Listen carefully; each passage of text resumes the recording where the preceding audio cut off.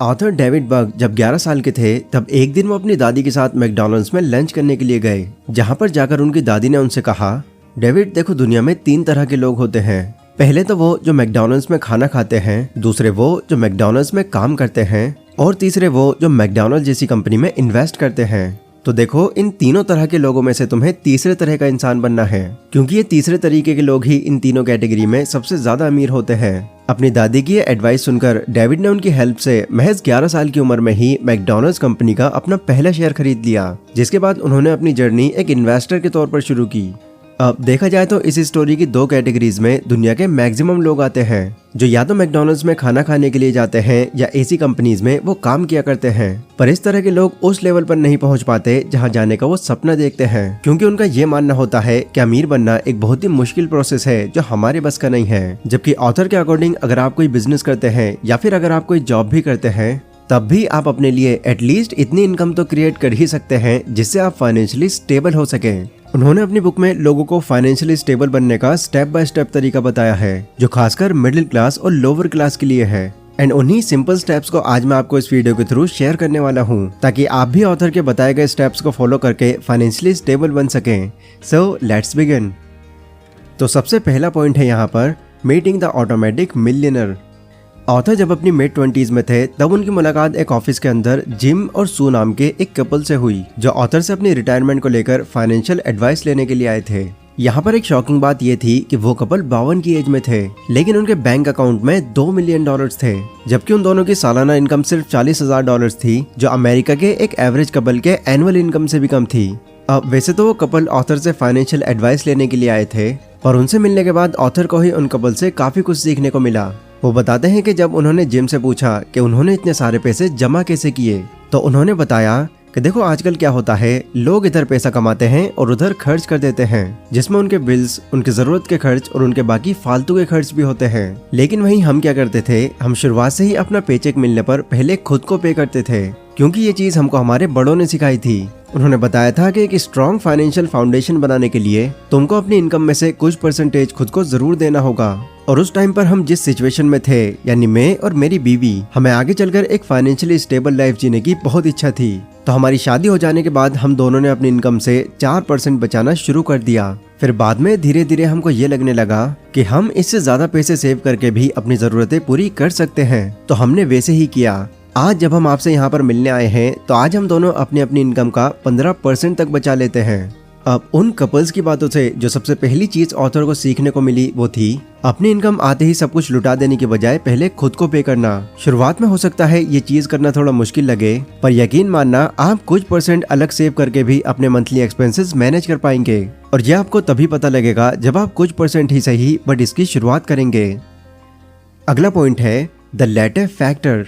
Author कहते हैं कि सबसे बड़ा लेसन जो उन्होंने जिम और सू से सीखा वो ये था कि ज्यादा इनकम का रिच होने से कोई रिलेशन नहीं है, क्योंकि अगर आपके पास इनकम ज्यादा होगी तो आपके खर्चे भी ज्यादा होंगे। लेकिन वो बताते हैं कि इस चीज से पॉसिबली बचा जा सकता है अगर आप गेटिंग रिच स्लोली के कॉन्सेप्ट को फॉलो करें, जैसे जिम और सू ने फॉलो किया था। इसका मतलब होता है धीरे धीरे अमीर बनना, जिसको उन्होंने लेटर फैक्टर का नाम भी दिया है। अमेरिका में एक नॉर्मल कॉफी $3.5 में आती है, जिसे अगर आप अपने मंथली एक्सपेंसेस से हटा देते हैं तो आप सालाना अपनी कॉफी पर $1,250 का खर्च सेव कर सकते हैं। अमेरिका से हटकर इंडिया और बाकी कंट्रीज में भी कई ऐसे लोग हैं जो बाहर की अनहेल्दी चीजें जैसे स्मोकिंग, जंक फूड, अल्कोहल, इन सब चीजों के एडिक्ट हो जाते हैं। अब कुछ सेकंड्स के लिए जरा अज्यूम करो कि आपके अंदर भी कोई ऐसी एडिक्शन है, जो कि कुछ लोगों के अंदर तो रियल में भी होगी, और इन एडिक्शन से आप रोज के कम से कम 200 रुपए खर्च कर देते हैं। तो ये जान लो कि आप हर साल लगभग 73,000 रुपए उन चीजों में बर्बाद कर रहे हो जो उल्टा आपको नुकसान पहुंचा रही हैं। बट वहीं अगर आप इन पैसों को बचाकर कहीं पर इन्वेस्ट कर देते हो तो कुछ सालों के बाद आपके पास इतनी इनकम होगी जो आपको एक सुकून की जिंदगी देगी। अब हो सकता है आपको ये बात सुनने में थोड़ी ऑड लग रही हो, बट अगर आप इस कैलकुलेशन को देखेंगे तो आपको ये क्लियर हो जाएगा मेरा क्या पॉइंट है।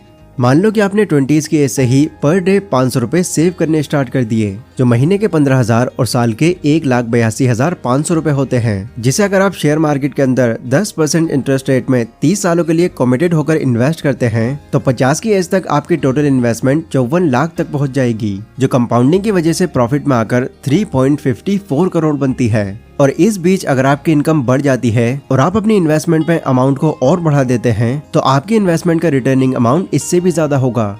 अब कई लोग इस प्रोसेस को बहुत ही मुश्किल काम समझेंगे और इसको हवाई बातें कहेंगे, बट ऑथर के इस पॉइंट को ऐड करने का मेन मकसद यही है कि लोग इस डेटा से इंस्पिरेशन लें और फालतू इधर उधर खर्च करने के बजाय पैसों को सही जगह पर लगाएं। एंड अगर आप इतना पेशेंस रखते हैं और पैसे इन्वेस्ट कर पाते हैं तो हो सकता है आपको इस डेटा से थोड़ा कम मिले, लेकिन फिर भी वो उतना होगा जो फाइनेंशियली स्टेबल लाइफ जीने के लिए इनफ हो।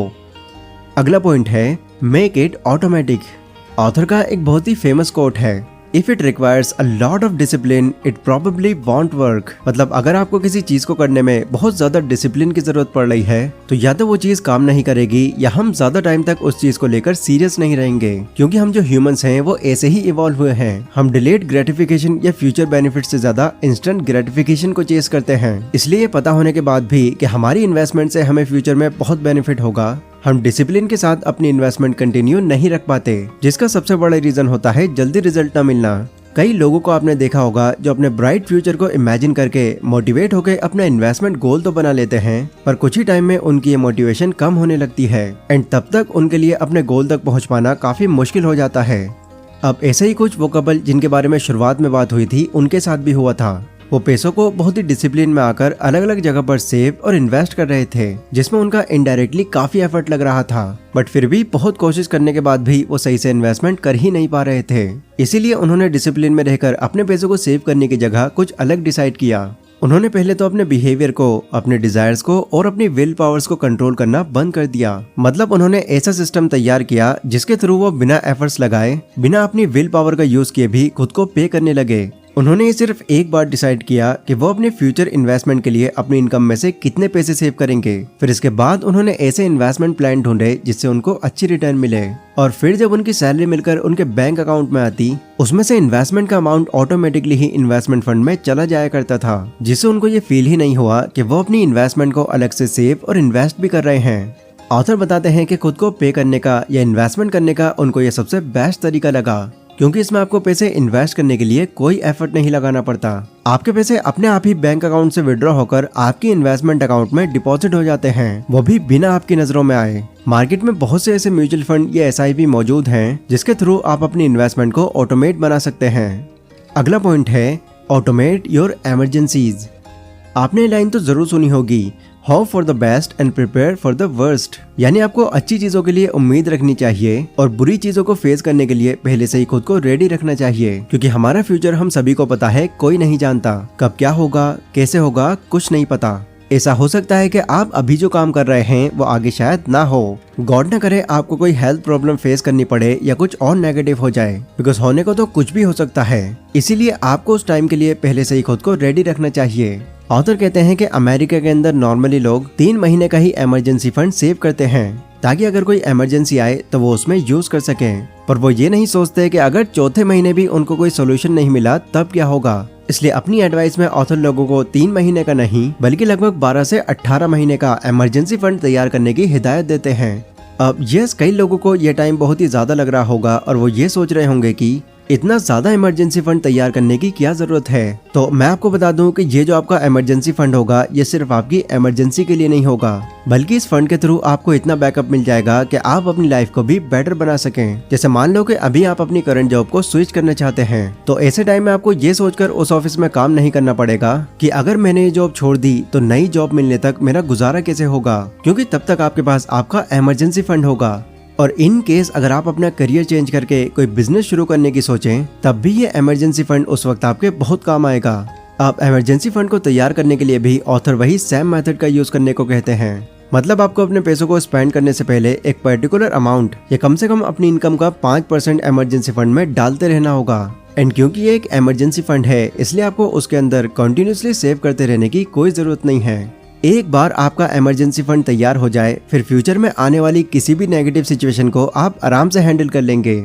पहले सभी बातें मैंने आपको डेविड बार्क की बुक द ऑटोमेटिक मिलियनेयर से बताई हैं। ये बुक उन लोगों के लिए हाईली रिकमेंडेड है जो अपनी लाइफ में एक पर्टिकुलर टाइम के बाद फाइनेंशियली स्टेबल होना चाहते हैं। एंड मैं उम्मीद करता हूँ आज की इस वीडियो से आपको काफी इंस्पिरेशन मिली होगी। तो ये वीडियो अगर आपको पसंद आई हो तो इसको लाइक और शेयर जरूर करें, और कमेंट सेक्शन में आप लोग मुझे बता सकते हैं कि अगली वीडियो आप कौन से टॉपिक पर चाहते हैं।